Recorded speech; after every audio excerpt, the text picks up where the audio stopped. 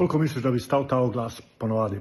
A ti uporabljaš Copilota? Meni so ravno dali licenco in ne vem, kaj naj z njim naredim. Ja, sem bila na izobraževanju na SEO.ai in so me vsega naučili, tako da ga zdaj veliko uporabljam. A tako, potem pa se bom jaz tudi prijavila, da vidim, katere stvari lahko naredim hitreje, da imam več časa za strategije.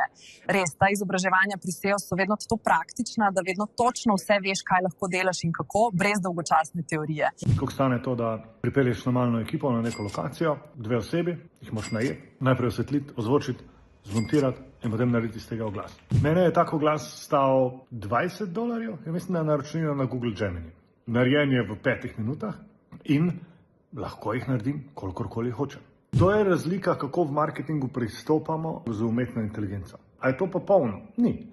A to zgleda, kot da bi bilo v resnici 100% posneto in se nič ne vidi? Seveda da ne. Ampak je pa good enough in dela enako dobro kot katerikoli drugi oglas. Predvsem na online oglaševanju je pomembno, da prilagajamo kreative ciljnim skupinam. In ko zamenjaš ta način razmišljanja, bo tvoj marketing delal čisto drugače.